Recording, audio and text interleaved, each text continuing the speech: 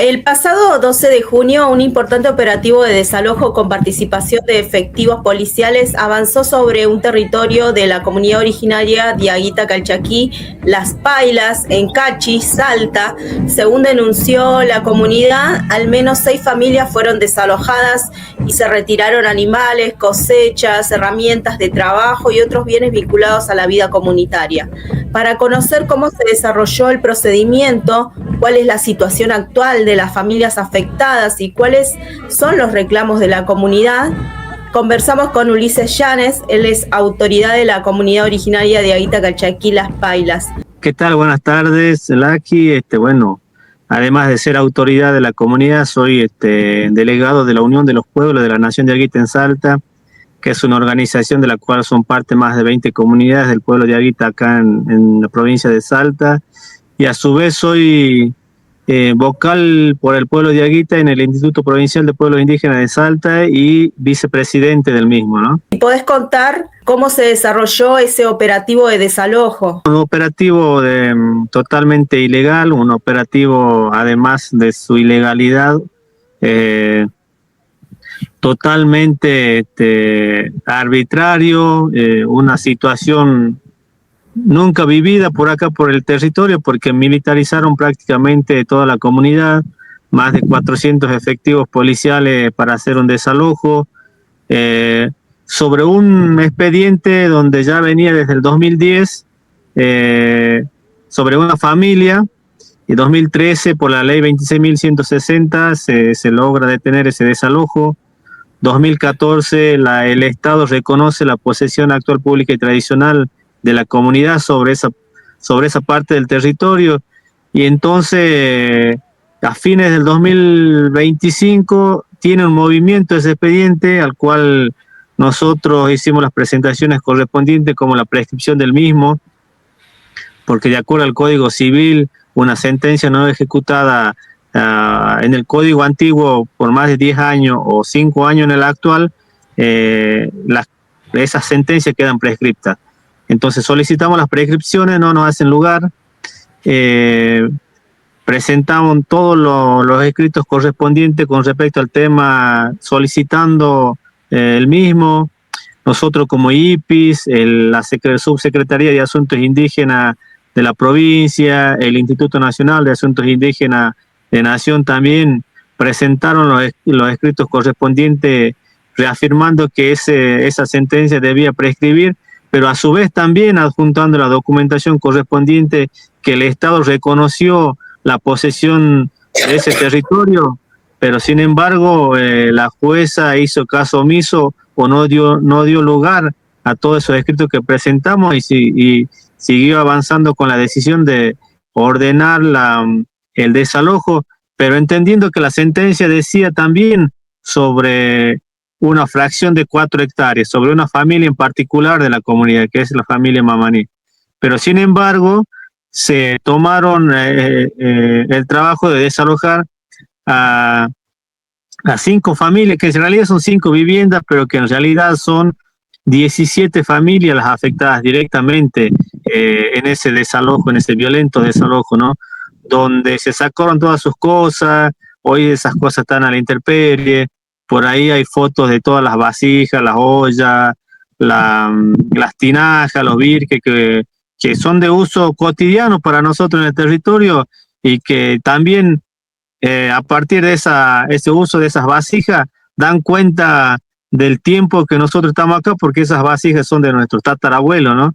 Entonces, toda una situación irregular que durante toda esta semana estuvimos denunciando, donde seguimos visibilizando y pidiendo acompañamiento de la sociedad en general para justamente hacer que la justicia no tome estas determinaciones y no actúe en contra del derecho indígena. Hubo situaciones de violencia puntuales, amenazas, uso de la fuerza durante el procedimiento, porque sabemos bien que van con sus escudos, que van con sus armas y que van con una prepotencia habilitada, ¿no? Por la política de Estado, ¿no? Sí, a ver, la mayor violencia ejercida es contra la violencia psicológica, ¿no? Esa violencia que por ahí los hermanos la padecen y que no es tan palpable, pero después en cuanto a la violencia más física, por ahí también como comunidad tomamos la determinación de no exponer a nuestros mayores. Por supuesto que sí, no querían dejar su lugar de vida, ¿no? Pero tampoco queríamos exponer a esta situación de violencia más física que a su vez, a ver, no nos podíamos poner en resistencia porque con más de 600, con más de 400 efectivos policiales encima, no hay cantidad o no había esa fuerza suficiente para hacer esa resistencia. Es casi muy difícil, muy complicado, porque también nos agarró de sorpresa. No sabíamos que iba a ir tamaña cantidad de efectivos. Así que no hubo tal violencia. Después, sí, en los días subsiguientes, por ahí se intentó un poco, hostigaban justamente para que haya esa violencia, pero nosotros no caímos en eso porque justamente necesitamos resguardar a nuestros mayores, a nuestros niños, y no quisimos caer en eso y que terminemos golpeados, que terminemos detenidos, ¿no? Fue muy fuerte no solamente el desalojo, sino también ver las imágenes que difundían sobre cómo la policía se llevaban sus pertenencias, la vasija, como bien mencionaste, producto del trabajo y también herencia ancestral de ahí, de la comunidad. Es un símbolo, es una imagen que representa el hoy, cómo el Estado está avanzando contra la memoria de los pueblos indígenas. ¿Qué tenés para decirnos? ¿Qué lectura pueden hacer respecto a cómo el gobierno está avanzando, no tiene respeto por la memoria indígena, por la preexistencia, por los derechos de los pueblos originarios? Claramente hay una política a nivel nacional que habilita todas estas situaciones, ¿no? A ver, después de la derogación de un artículo principal de la 26.160 que tiene que ver con la emergencia territorial que evita los desalojos, claramente le estaban dando una señal a las provincias y a los juzgados, al Poder Judicial de las provincias, a decir, bueno, hay que empezar a avanzar en esto, porque justamente, a ver, yo no creo que hay un tratamiento, un proyecto de ley con respecto a la protección esa, en teoría, de lo que es la propiedad privada, y que va en contra de la posesión ancestral. Entonces, claramente hay una política a nivel nacional que va en esa dirección, desprotegiendo los territorios y no aplicando el derecho indígena, y que no por nada el Instituto Nacional de Asuntos Indígenas está totalmente desfinanciado y no está hoy justamente cumpliendo el rol que debiera tener justamente en garantizar la protección del derecho indígena a nivel nacional y en articulación con las provincias. Desde ese punto de vista, todas las señales vienen desde el presidente en adelante, y de la justicia también, porque, a ver, hoy vemos una justicia totalmente imparcial, justamente para aquellos, a ver, ladrones de guante blanco, siempre haciéndolos zafar de todas estas situaciones, y a nosotros nos tratan de usurpadores cuando somos legítimos poseedores del territorio. No por nada Adorni de un pendrive y dice, bueno, tengo $200.000 en cripto. O sea, claramente la justicia hoy no está actuando, haciendo justicia. Entonces, lo que no debemos hacer nosotros como sociedad en general justamente es habilitar esas situaciones. Me parece que como sociedad en general debemos repudiar estos actos de injusticia, estos actos de violación contra el derecho indígena, estos actos donde justamente un oficio tan ambiguo, donde no especifica bien dónde es un determinado desalojo, que lo hacen adrede, lo hacen a propósito, y justamente porque saben que por ahí tienen o podrían llegar a tener una protección también en lo mediático, ¿no? Claramente acá en Salta, lo del conflicto, los medios más dominantes o monopólicos de la provincia no se hicieron eco de la situación de acá del desalojo en la comunidad de Las Pailas. Y claramente tiene que ver también con que cómo cuidar esas situaciones al gobierno de turno y a la justicia también, porque al fin y al cabo, hoy al Poder Judicial de la provincia nadie le está haciendo un control, por eso es que justamente nosotros vamos a iniciar a que los legisladores y a quien corresponda se pueda avanzar en el jury de enjuiciamiento a la jueza, ¿no? Entonces, porque hay que hacerle ver que no hay que tomar o que están cometiendo actos ilegales como funcionarios públicos, ¿no? Y no están impartiendo justicia. ¿Cómo se llama la jueza? La jueza se llama María Díez Barrante, ¿no? Es la jueza de Juzgado Civil y Comercial de quinta nominación de la Ciudad Judicial de la provincia de Salta. Sí, me llama mucho la atención ¿cómo es que esta jueza habilita este desalojo teniendo ustedes una posesión ancestral? Y también la mirada que prevalece en esta decisión de desalojo, la mirada esta de la propiedad privada. Vos hablaste de usurpación, ¿no? Es un discurso que se le está señalando de usurpadores siendo que son preexistentes y tienen todo el derecho de estar en sus tierras y de tomar esa posesión. Entonces, es importante derribar esos discursos, ¿no? Explicarle a la sociedad también qué significado tiene el territorio ancestral en términos de comunidad, por qué es una situación ilegal, ¿no? Frente a este panorama de defensa que hace el Estado con los derechos de la propiedad privada. Sí, justamente lo que estamos trabajando tiene que ver en ese sentido, digo, porque hace 10 años atrás, o mejor dicho, hace 15, 16 años atrás, el autorreconocimiento de la gran mayoría de los hermanos y hermanas era diferente. Hoy, de acuerdo al último censo nacional, acá en Salta se autorreconocen más de 19.000 hermanos diaguitas. Entonces, en ese sentido se fue cambiando esa situación para justamente hacer ver a la sociedad en general que realmente no somos usurpadores de ningún lugar del territorio donde estamos o donde tenemos posesión. Somos poseedores ancestrales, pero a su vez somos preexistentes al Estado. El Estado argentino es nuevito, tiene más de 200 años, y si nosotros hacemos un reconto histórico, nuestros tatarabuelos nacieron y vivieron acá en el territorio antes de la constitución del Estado argentino.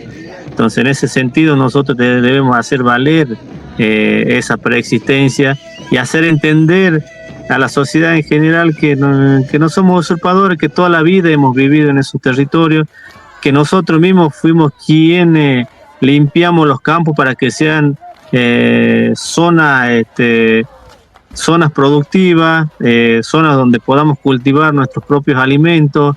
Entonces, nosotros tenemos una existencia de más de 9.000 años acá en el territorio.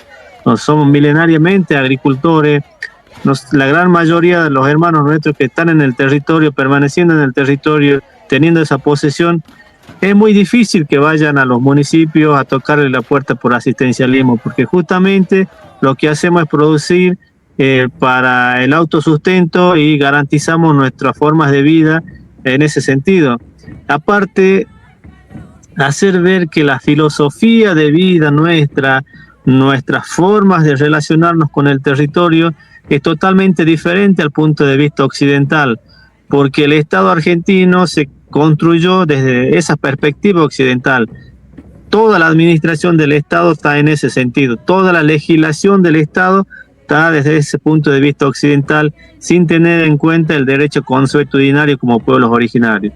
Entonces nosotros tenemos por ahí estos derechos que están consagrados en la Constitución, que de acuerdo a la reforma del 94 en la Constitución Nacional, donde el Estado tiene que reconocer la posesión y también debe velar por aquellas tierras aptas y suficientes para el desarrollo, cosa que hoy no tampoco le estamos discutiendo al Estado eso.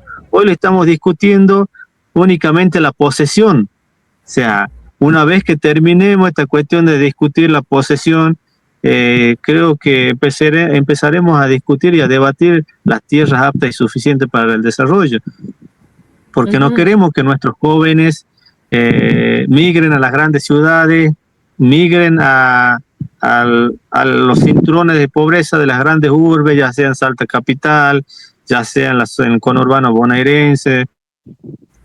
No queremos esa situación.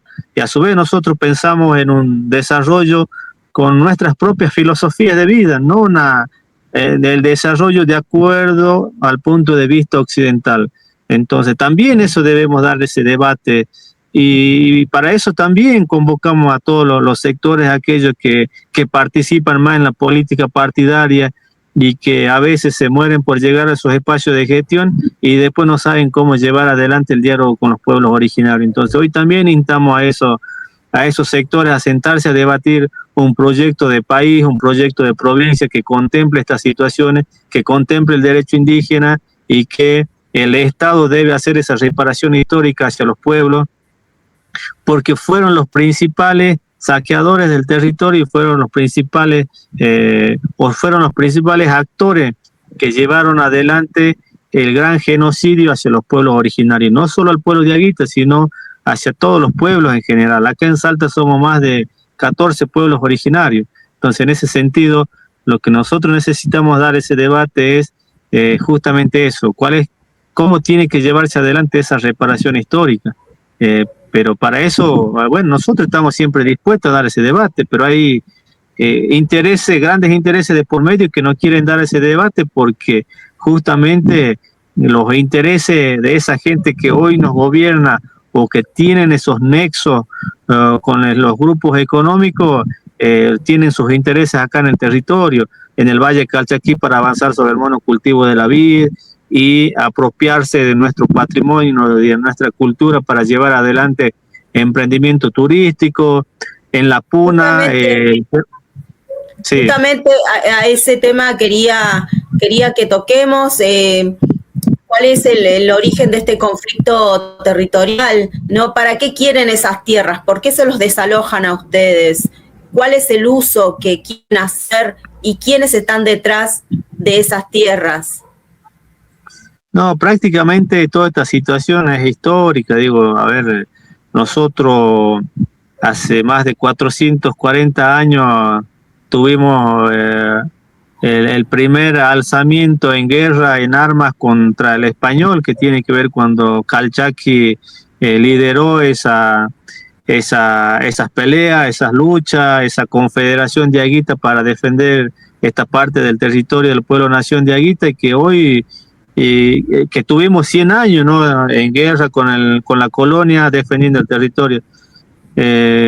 Y ingresaron y nos siguieron manteniendo como esclavos. Entonces, en ese sentido, creemos que este conflicto histórico hoy se ha modernizado porque siempre vinieron por nuestros recursos naturales. Entonces, las metodologías de cómo apropiarse de nuestros bienes naturales y de nuestros recursos naturales ha cambiado, digamos, se han ido modernizando durante el tiempo y a su vez se ha ido usando al Estado justamente para apropiarse de esos espacios territoriales y desalojándonos a nosotros. Todas esas políticas que a veces se implementan para que haya una migración interna silenciosa, y nosotros lo denominamos los desalojos silenciosos, porque justamente para yo que tengo todavía, o pude vivirlo la década del 90, un poco ocurrió eso, ¿no?, donde se generaron ciertas condiciones para cierto sector económico y para nosotros los agricultores fue un desastre porque no podíamos vender la cosecha, no podíamos comprar los insumos, por ejemplo, pero eso no nos permitía llevar adelante un desarrollo que tenga que ver para vivir bien. Pero lo positivo de todas esas situaciones es que en esos años no podríamos haber tenido dinero, pero lo que no nos pasaba, no teníamos hambre. Hoy un poco estamos volviendo a eso, digamos. La situación llevó a que toda la apertura de importaciones del gobierno nacional hace que también esté difícil hoy la venta de lo que nosotros producimos, pero nosotros seguimos trabajando en cuanto a lo que es el autosustento, garantizar que por lo menos nuestras familias no sufran hambre en el territorio. Y eso es una de las cuestiones más valorables y una de las cuestiones que a veces también eso hace que no vamos a molestarle al municipio a pedir asistencialismo, y tampoco cuando nos vienen a buscar el voto nos sentimos presionados a un determinado político al que debemos votar, porque claramente nosotros somos los que menos vamos a molestarlo en los municipios o en el gobierno provincial o nacional. Entonces, en ese sentido, solamente nosotros lo que estamos exigiendo es que los estados deben cumplir con lo que dice la Constitución y deben cumplir con lo que dice el derecho indígena y con los convenios internacionales. Bien, esa es la exigencia. ¿Cómo se puede acompañar la lucha de la comunidad en este momento? Y en este momento seguir haciendo visible esta situación, nosotros seguimos recibiendo todos los comunicados de acompañamiento y en contra de este desalojo ilegal, porque también les vamos pasando a aquellos que nos solicitan la sentencia o los oficios, para que también sepan que lo que estamos diciendo nosotros en cuanto a la ilegalidad del procedimiento puedan ver por sus propios ojos esas sentencias. Nosotros el martes vamos a hacer una movilización acá en Cachi, justamente porque uno de los legisladores va a hacer en la legislatura va a repudiar estos hechos ilegales. El jueves nos vamos a movilizar frente a la legislatura de la ciudad, justamente pidiendo a los legisladores que deben avanzar en algún proyecto de ley que tenga que ver y evitar los desalojos tanto en las comunidades como aquellos compañeros, compañeras criollas o campesinas que también están siendo desalojados de su lugar de vivencia. Entonces nos vamos a movilizar y en ese sentido seguramente vamos a estar pidiendo el acompañamiento de todas aquellas organizaciones, tanto de pueblos originarios como los movimientos sociales que acompañan y también acompañan nuestra lucha, pero también defienden estas cuestiones que son ilegítimas e ilegales. Así que seguramente vamos a ir compartiendo los flyers porque estamos recién terminando de elaborar para solicitar esos acompañamientos, y que seguramente es la manera donde también nos pueden acompañar en las ciudades, ¿no? Estas situaciones se van a profundizar, digo, porque hoy somos nosotros, creo que también está sucediendo lo mismo en Jujuy, en el sur de la Patagonia. Entonces esto se va a ir magnificando y bueno, va a depender mucho también de nosotros, de las articulaciones que sepamos realizar y construir con las diferentes organizaciones del país que son de pueblo y las que no son de pueblo, para poder hacer frente a estas situaciones y exigir al Estado que está vulnerando los derechos y exigir que tiene que cumplir con convenios internacionales y con lo que dice la Constitución. Así que nosotros tenemos claramente esta cuestión de que no vamos a ser los primeros ni los últimos, y que esta situación se va a ir agravando si es que no se logra construir o legislar en favor de que estas situaciones no ocurran nuevamente. Ulises, muchas gracias por la entrevista.